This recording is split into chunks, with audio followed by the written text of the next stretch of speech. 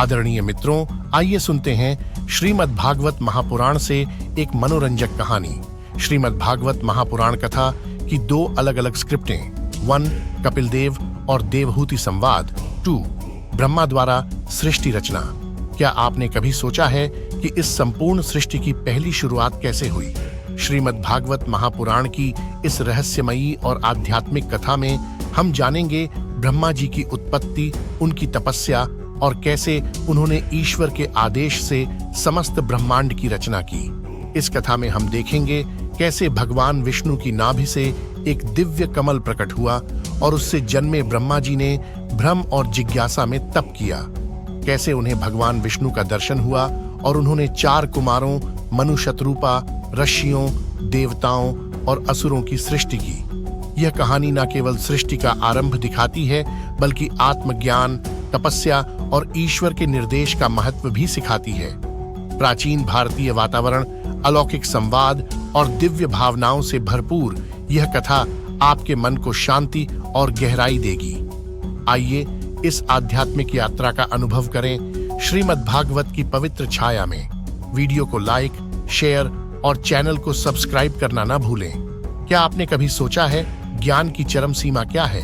क्या कोई माँ अपने पुत्र से ब्रह्म ज्ञान प्राप्त कर सकती है? आज की कथा है माँ देवहूति और उनके पुत्र भगवान कपिल के बीच हुआ वह दिव्य संवाद, जो केवल एक माँ बेटे की बात नहीं, बल्कि आत्मा और परमात्मा की खोज है। बहुत समय पहले की बात है। कर्दम मुनि ने तपस्या द्वारा भगवान को प्रसन्न कर देवी देवहूति को पत्नी रूप में पाया। वर्षों की तपस्या और भक्ति के बाद देवहूति के गर्भ से स्वयं श्रीहरि ने कपिल देव रूप में जन्म लिया। देवहूति एक तपस्विनी और सती नारी, जीवन के अंतिम पड़ाव में ज्ञान की जिज्ञासा से व्याकुल थीं। वह जानना चाहती थीं, आत्मा क्या है, संसार से मुक्ति कैसे मिले। देवहूति: पुत्र कपिल, तू कोई साधारण बालक नहीं, मैं जानती हूँ तू स्वयं भगवान है। कृपा कर मुझे उस ज्ञान का उपदेश दे जिससे मैं इस जन्म मरण के चक्र से मुक्त हो सकूं।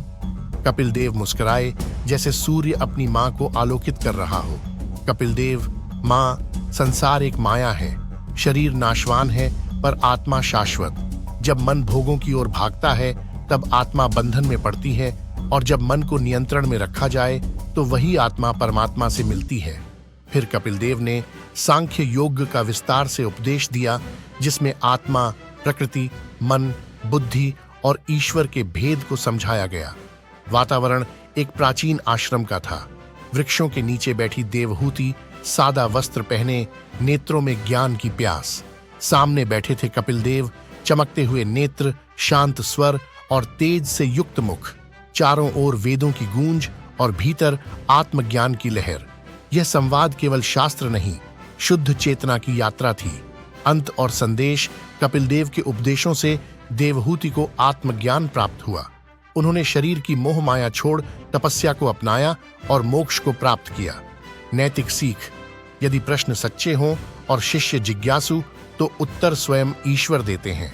सच्चा ज्ञान वही है जो आत्मा को मुक्त करे। तो मित्रों, क्या आप भी देवहूति की तरह अपने भीतर के कपिल से मिलने को तैयार हैं? अगली कथा में फिर मिलेंगे एक और दिव्य संवाद के साथ। हरि AUM 2 ब्रह्मा द्वारा सृष्टि की रचना, श्रीमद् भागवत महापुराण, स्कंध 3 प्रारंभ। क्या आपने कभी सोचा है सृष्टि की पहली रचना किसने की? आकाश, पृथ्वी, जीव जंतु, देवता, ऋषि, इनकी शुरुआत कहाँ से हुई? आइए जानते हैं ब्रह्मा जी की उस दिव्य तपस्या और सृजन यात्रा की कथा जो सृष्टि के मूल में बसी है। मुख्य कथा जब कुछ भी नहीं था, ना दिन ना रात, केवल विष्णु थे योग निद्रा में लीन। उनके नाभि से एक कमल प्रकट हुआ और उस कमल से जन्मे ब्रह्मा। ब्रह्मा ने चारों ओर देखा, सब कुछ शून्य था। वे सोचने लगे, मैं कौन हूँ, क्यों हूँ? उन्हें न कोई मार्ग दिखा, न कोई उत्तर। तब उन्होंने अपने भीतर झांका और तपस्या आरंभ की, संवादात्मक भाव में।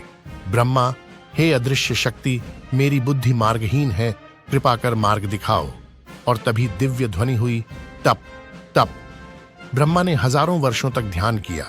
अंततः भगवान विष्णु प्रकट हुए और उन्हें सृष्टि का रहस्य बताया। विष्णु बोले, तुम सृष्टिकर्ता हो, लेकिन मेरे संकल्प से। तुम्हें प्रकृति से जगत की रचना करनी है। मनु, मनुष्य, देवता, राक्षस, ऋषि और प्राणी सब तुम्हारे द्वारा उत्पन्न होंगे। परिवेश चित्रण आकाश मंडल में कमल का पुष्प, जिसके ऊपर ध्यान मग्न ब्रह्मा विराजमान। उनके 4 मुखों से वेदों की ध्वनि निकल रही थी। दिव्य तेज, शांत वातावरण और चारों ओर एक अलौकिक ऊर्जा। ब्रह्मा ने संकल्प किया, अब मैं सृष्टि का विस्तार करूंगा। उन्होंने 4 कुमारों को उत्पन्न किया, सनक, सनंदन, सनातन और सनत कुमार। फिर मनु और शत्रुपा का निर्माण हुआ, जिनसे मनुष्यों की उत्पत्ति हुई।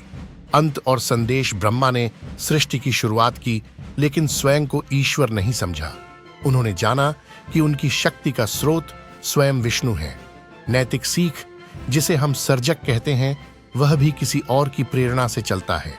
हर रचना में कोई अनसीन शक्ति कार्य कर रही होती है, उसे पहचानना ही सच्चा बोध है। संक्षिप्त निष्कर्ष, आउटरो। तो अगली बार जब आप आकाश की ओर देखें, एक फूल, एक पक्षी या एक मनुष्य को देखें, याद कीजिए ब्रह्मा की तपस्या और वह दिव्य प्रेरणा जिससे यह सब संभव हुआ। ध्यान दीजिए, हर रचना एक ध्यान का परिणाम है। हर रचना में ब्रह्मा छिपे हैं। हरि AUM।